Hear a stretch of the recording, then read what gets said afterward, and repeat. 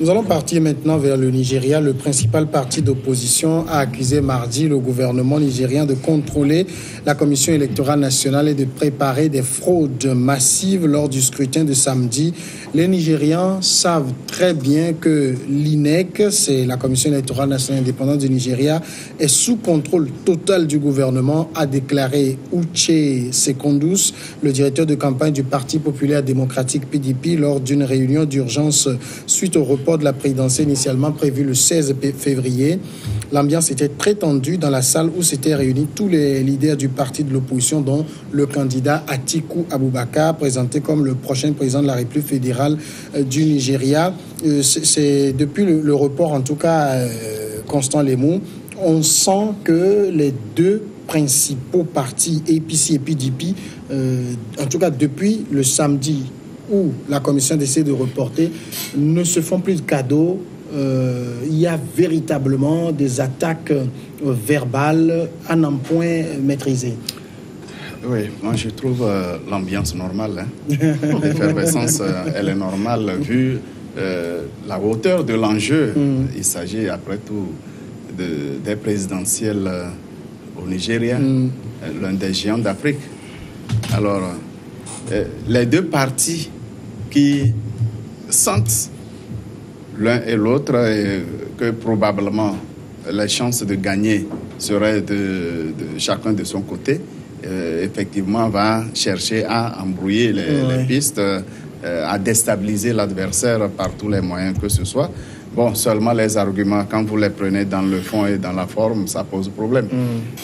Lorsque le parti de l'opposition trouve que le parti au pouvoir contrôle la commission électorale et que préparerait des fraudes, je ne sais pas si ils le savaient avant de déposer leur candidature, ou bien c'est après le report qu'ils se rendent compte que c'est le parti au pouvoir qui contrôle cette commission-là. Au même moment, le président candidat met en garde le président de la CENI contre toute tentative de fraude et appelle l'armée et la police à être sans pitié contre tout fraudeur. Ce qui est sûr, c'est un jeu politique et celui qui trouve l'occasion de frauder, il le fera, pourvu qu'il ne soit pas mis à nu. Celui qui trouvera l'occasion, il le fera. C'est un combat sans merci. Je ne vois pas en réalité qui peut avoir raison, qui peut avoir tort dans cette histoire. C'est le peuple nigérien qui doit départager les deux candidats. Qu'on le veuille ou non, ce sont les élections. Ce qui m'a surpris, ce sont les raisons du report. Oui. Ce sont les raisons évoquées pour le report, comme quoi il y a problème logistique. Et c'est à la veille qu'on décide de reporter les élections. Ça veut dire qu'il y a quelque chose de caché. En 2011 ou quelle année, on a reporté en pleine élection. Voilà. Les gens votaient jusqu'à la mi-journée et puis patatras, on a annulé. On a annulé. C'est-à-dire, nous sommes dans un pays où vraiment il y a toutes les surprises possibles. Est-ce que ce n'est pas cette commission qui sait combien de bureaux de vote il y a dans le pays, de quel matériel ils ont besoin pour assurer la tenue effective du vote, et c'est la veille qu'il faut se rendre compte que le matériel est insuffisant. Il y a une raison derrière laquelle on va creuser. Abel, est-ce que vous pensez aussi qu'on est simplement dans la rhétorique habituelle des campagnes ou il y a quelque chose qu'il faut craindre? Non, à mon avis, le cocktail verbeux que nous servent, je dirais, ces deux candidats septuagénaires et leur suite dépasse, à mon avis, le cadre du combat ou de la bataille politique. C'est vrai que c'est compréhensible dans la mesure où d'abord il faut voir leur âge. Les deux, sauf surprise, sont à leur dernier essai. Et donc ça doit passer ou ça doit casser pour l'un des deux. Ensuite, je trouve également que la manière dont le report a été fait in extremis n'a pas non plus arrangé des choses. Sauf si nous sommes dans un combat, dans un jeu politique, les deux camps avaient été surpris, ont été surpris par ce report. Pourquoi je dis sauf si nous sommes dans un jeu politique? Si nous étions dans un jeu politique, naturellement, il ne peut pas avoir report sans l'accord du président en fonction. Oui. Le président de l'APC, Mohamed Bouhari. Et donc, supposons qu'il n'était pas d'accord parce qu'il semblait être le premier surpris à mettre en garde la commission électorale. Donc, le contexte fait que, naturellement, la tension devait monter. Mais je pense que l'Afrique devait également s'interroger dans le miroir du bilan. Parce que quand vous êtes la première puissance économique de l'Afrique. Vous avez une population estimée environ à 150 millions d'habitants, donc 190 millions. 190 millions, voilà, dont environ 84 en âge de voter. Vous devez susciter du respect. Quand on sait que ce n'est pas la première fois qu'il y a eu report depuis 1999 où ce pays a commencé un processus démocratique, ce n'est pas la première fois. La dernière fois, il y avait eu même un report de 6 semaines. Et donc, ce n'est pas une surprise, cette élection. C'est pas comme, même la météo, il n'y a plus de surprise en tant que telle. On savait que dans 4 ans, dans 3 ans, dans 2 ans, dans 1 an, dans 2 mois, on doit avoir une élection. Comment est-ce que vous êtes pris pour ne pas être prêt le jour J? Et pire, c'est à la veille, alors que vous avez déjà, je dirais, férié, chômé payé la journée de vote. Avant qu'on n'annonce pas surprise, les gens ont fait des déplacements dans leur fief. Les observateurs sont tous là. Voilà, donc on n'annonce pas surprise. Ce report-là, c'est à la limite choquant. Enfin, pour nous, Africains, c'est un peu humiliant. Mais il faut également dire une chose. Ce jeu malsain auquel se livrent ces deux camps risque d'être préjudiciable à la fois pour leur économie, mais également pour l'intégrité de leur population. N'oublions pas que les deux, au nom d'un accord tacite entre les acteurs politiques depuis 1999, doivent être issus du Nord. Et il s'est fait que les deux sont des Haoussa du Nord. Et donc des musulmans Haoussa. Si ça va dégénérer, je suppose que ça va commencer par le Nord. Or, on sait qu'au Nord-Ouest, c'est là que siège Boko Haram. Donc s'il y a une guerre civile entre ces deux candidats-là, Atiku Abubakar et Mohamed Bouhari, qui ont presque le même fief, ou la même base politique, mais ça risque l'embrasement risque d'être grand et de descendre vers le centre et pourquoi pas le sud du Nigeria. Il va falloir qu'il fasse très attention, qu'il copie d'une manière ou d'une autre la hauteur d'esprit des hommes politiques du Ghana qui savent mettre l'intérêt de la nation au-dessus de leur intérêt particulier. Francisco, quand l'INEC, la commission électorale, avait reporté le scrutin, le président de l'INEC a dit qu'il assume entièrement ce report. Beaucoup avaient dit, bon, voilà une commission qui est véritablement indépendante, mais quand on voit aussi l'APC accuse, le PDP accuse de chaque camp de préparer des fraudes massives, on se dit, bon, finalement, pour les deux camps, cette commission n'est pas aussi digne de foi qu'on le penserait. Je pense qu'on l'a vécu au niveau du Kenya, et avec des rebondissements jusqu'à la fin. Et puis c'est celui qui devrait gagner, qui a gagné. Et donc aujourd'hui, au niveau du Nigeria, on est en train de constater encore des reports.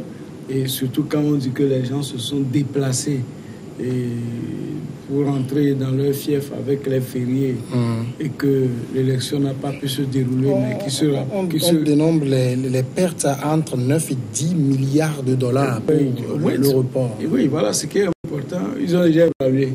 Et oui, c'est très important. Et ils ont déjà évalué la perte, alors qu'ailleurs, on n'évalue jamais ce que l'élection ou ce que tel événement a fait perdre à la nation. Dire que la commission est indépendante, ça peut être aussi encore un jeu où chaque acteur se dit je suis surpris.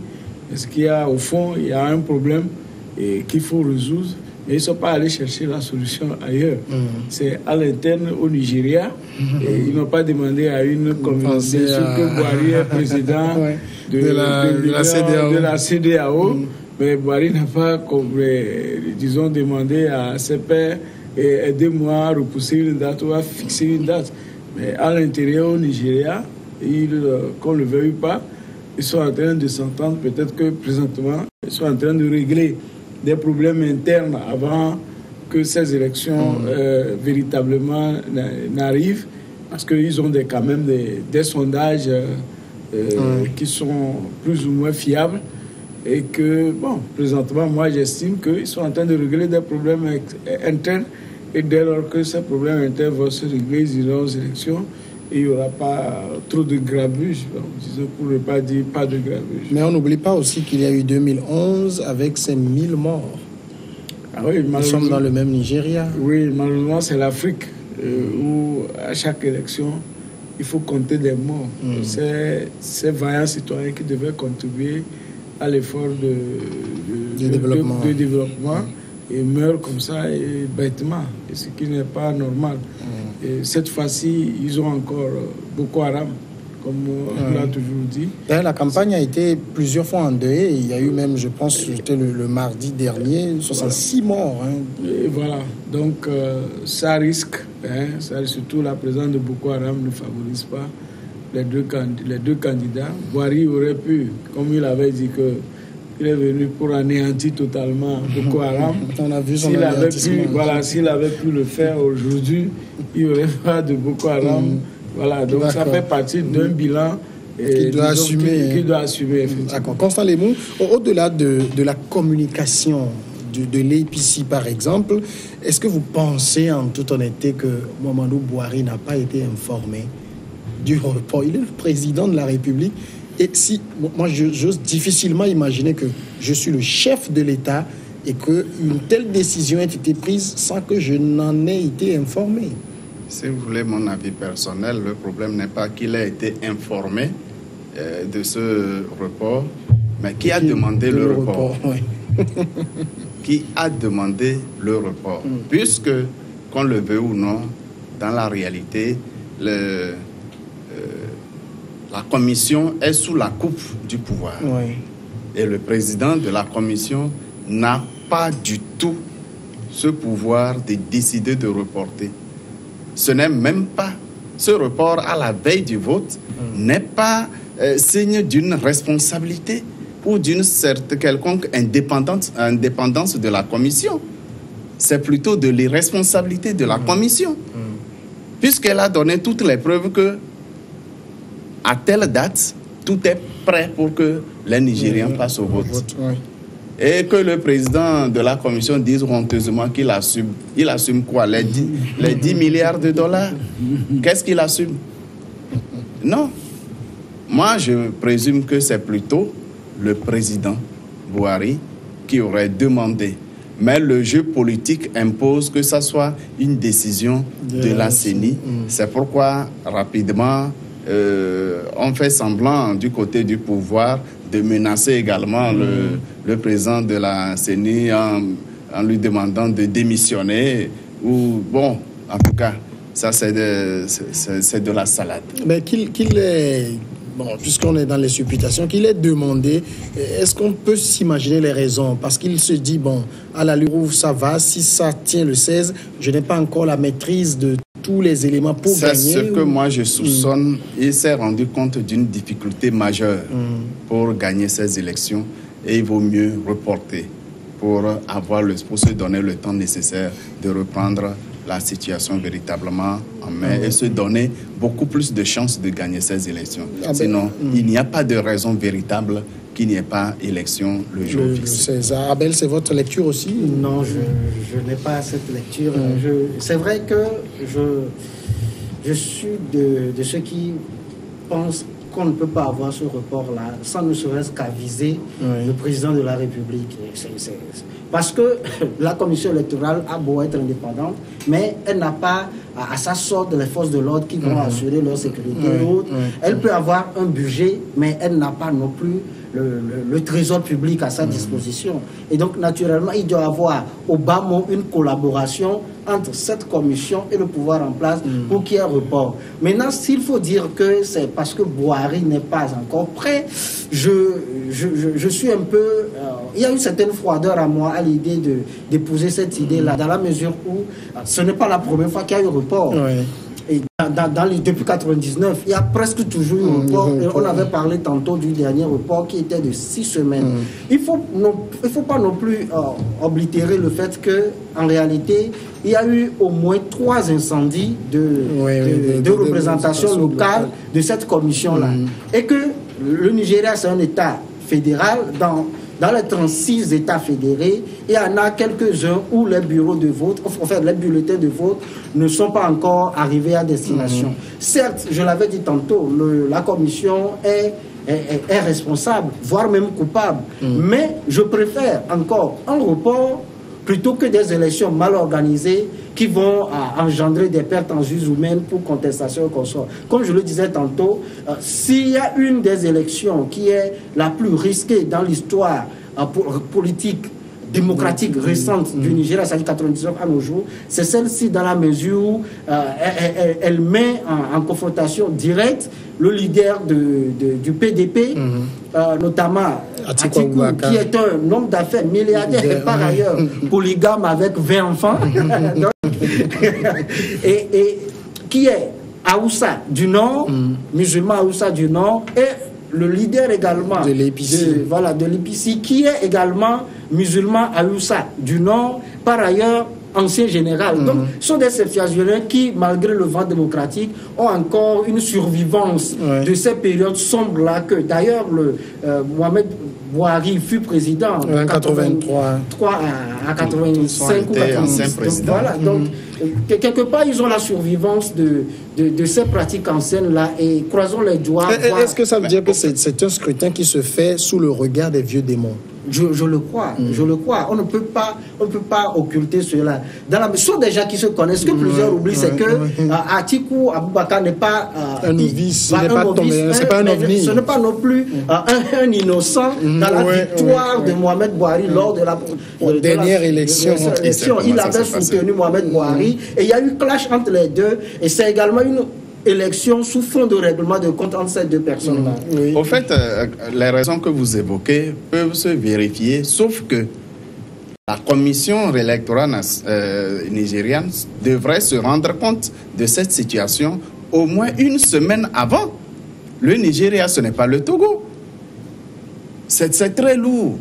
Et attendre le dernier jour pour annoncer le report, soit disant qu'il y a problème de logistique, non, moi je n'y crois pas. C'est possible qu'il y ait problème de logistique, mais ils auraient dû constater ça il y a au moins une semaine, que la couverture nationale du point de vue logistique n'étant pas assurée, eh bien, on annonce à temps le report en justifiant. Ce n'est pas la veille qu'il faut le faire. Et puis oui, moi c'est curieux. Quand Bouhari aussitôt en appelle à l'armée et à la gendarmerie, à la police, de veiller au bon déroulement du scrutin, surtout que la fraude ne s'effectue pas. Or, la fraude électorale, en réalité, ce ne sont pas ces institutions qui la constatent. Parce que justement, quand il le dit, il pense à quoi? Peut-être un citoyen qui transporte une urne, il faut tirer sur lui, ou je ne sais pas moi. Quand il dit que les militaires j'avais sans pitié avec vis-à-vis de ceux qui volent les urnes. Il y en a au Nigeria, des gens qui volent l'urne et puis le bulletin, il faut qu'il précise sa position. Il ne faut pas que ça soit parce que si on déclare qu'il n'est pas élu, qu'il appelle l'armée et la gendarmerie à prendre leurs responsabilités, à prendre le pouvoir pour lui remettre, pour lui donner. Et puis, en temps même, n'oublions pas que Olusegun Obasanjo également avait déjà indexé Bouhari de préparer les fraudes. Et puis, il y avait eu même des nominations tout azimut des membres proches de la famille de Bouhari. Mais il y a même sa cousine qui est à la commission électorale. Voilà. Donc, il y a tout ça qui font qu'on lui prête vraiment les mauvaises intentions de fraudeur. Et il doit assumer, parce que on l'a dit, le premier bilan, quand il est venu, ce qu'il a vraiment propulsé, c'était qu'il avait promis, et puis les Nigériens ont cru. Un ancien général qui revient, qui dit que je vais mettre à néant le Boko Haram, tout comme... il y a la corruption également. Voilà. Or, ces deux fléaux continuent. On se rappelle de François Hollande qui dit qu'il va inverser la courbe du chômage. La courbe du chômage, mais lui, il avait conditionné la courbe du chômage. Seulement ici, seulement ici, lui n'a pas conditionné.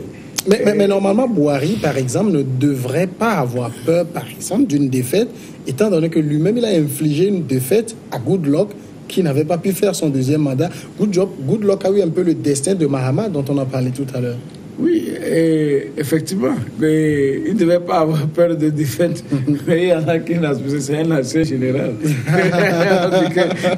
L'armée n'aime pas la défaite. L'armée n'aime pas la défaite. Si vous permettez, avant de revenir aux accusations de fraude et consorts, moi je pense qu'on peut adopter un fil conducteur inondé de douceur quand on veut parler du bilan de Mohamed Bouhari, notamment par rapport à Boko Haram. On sait que Boko Haram, c'est une hydre. Enfin, vous verrez qu'avant son arrivée, Boko Haram a pris de la puissance. Et aujourd'hui, les actions de Boko Haram sont devenues sporadiques. C'est devenu une guerre asymétrique. Boko Haram ne déploie plus des chars et autres là pour contrer les armées. C'est pour dire quelque part que même s'il y a eu des apports extérieurs, d'une manière ou d'une autre, Mohamed Bouhari a agi sur le plan sécuritaire. N'oublions pas non plus que même si c'est une promesse électorale, tout ne dépendra pas de lui seul. Et quand il a été dit que certains de ces généraux sont corrompus au point de perpétuer l'existence de Boko Haram pour pouvoir continuer par faire des achats surfacturés des armes, mais n'attendez pas à ce que ce vieux général septuagénaire descende lui-même sur le terrain pour prendre des fusils ou des kalachnikovs comme vous voulez et tirer sur des gens. Pour revenir sur les accusations de fraude, moi je pense que cette commission a de par son passé démontré son indépendance, un peu comme dans des pays anglophones. Ce sont des commissions qui ont à leur tête généralement des hommes d'une certaine trempe qui savent se faire respecter. Je l'avais dit tantôt, on peut reprocher beaucoup à cette commission-là, notamment ce report qui relève beaucoup plus d'une responsabilité qu'autre chose. Mais si Bouhari panique, c'est parce que quelque part, il ne contrôle pas cette commission-là. Vous voyez, dans des pays francophones, généralement, on ne panique pas parce qu'on sait que, voilà, il suffit même pas d'un appel, d'un début d'appel pour que le président de la commission se présente là où on veut qu'il se présente. Mais quand c'est dans un pays comme le Nigeria, où de par le passé, Goodluck avait essayé de rester, mais on a su dire, avec la vérité des unes, naturellement, le président en fonction doit paniquer. Il y a eu aussi une vidéo qui a circulé sur les réseaux sociaux où on a pris quelqu'un qui aurait transporté des urnes bourrées et consorts et qui a eu une vindicte populaire. Ce qu'il faut condamner d'ailleurs. D'ailleurs, les propos également pas de Goodluck, mais de Bouhari peuvent sembler un appel à des exécutions extrajudiciaires. Mais il faut dire que ces craintes sont légitimes et que vu tout ce qui entoure même Aboubacar, c'est un homme, excusez-moi, je n'ai pas de preuve, mais qui semblerait, je vais mettre ça au conditionnel, un homme d'affaires véreux et donc qui est sans faux, qui serait sans foi ni loi, et ils peuvent tout faire pour également passer. Nous sommes au Nigeria et les Nigériens connaissent leur réputation. Ça veut dire que demain ne sera pas rose pour le Nigeria parce que l'un et l'autre, personne n'est propre. Personne, absolument personne, parce que Mohamed Bouhari n'a pas du tout démontré. Est-ce propre en politique? Peut-être il faut chercher une aiguille dans une botte de foin pour en trouver. Il y en a partout. Il y en a, sauf que ce n'est pas toujours eux qui accèdent aux instances suprêmes. Goodluck a été proprement humilié, contrairement aux promesses qu'il a faites par rapport à Boko Haram. C'est sous lui que Boko Haram a enlevé en pleine capitale les filles dans les établissements scolaires, au vu aussi de l'armée. Et personne n'a réagi. Entre-temps, ils ont ramené les filles qu'ils ont enlevées, sans aucune réaction. Mais ça veut dire que Mohamed Bouhari a fait des promesses fallacieuses. Il n'avait en réalité aucune stratégie de lutte contre Boko Haram. Est-ce que, quelque part, Boko Haram ne collabore pas avec Bouhari d'une manière ou d'une autre? Est-ce qu'il n'y a pas des clauses secrètes pour atténuer un peu? Nous sommes au Nigeria, comme vous l'avez dit, les deux hommes en tout cas, ne garantissent pas un lendemain meilleur pour le Nigeria. Francisco, rapidement un mot. La commission, quand elle a reporté le scrutin, a demandé qu'on suspende la campagne, mais les deux ont refusé. Oui, ils sont déjà dans une dynamique. C'est comme vous avez un chantier de construction, on vous dit d'arrêter pour quelques jours, ça fait des pertes parce que vous avez pris des engagements. Oui, mais en principe, la campagne est censée s'arrêter le jeudi. Oui. Et le vendredi, c'est un jour sans. Le samedi, on vote. Bon, il y a eu le report à 3 heures du matin. Mais après, ils disent, bon, nous, on continue quand même la campagne. Il y a tout un planning. Les gens ont fait tout un planning de campagne. Il serait difficile d'arrêter les gens en cours de chemin et dire d'arrêter 2-3 jours pour reprendre. Donc, c'était aussi peut-être une mauvaise planification de la CENI et de la commission électorale. Elle aurait pu laisser continuer la campagne puisque ce qui vient de se passer ne dépend pas de...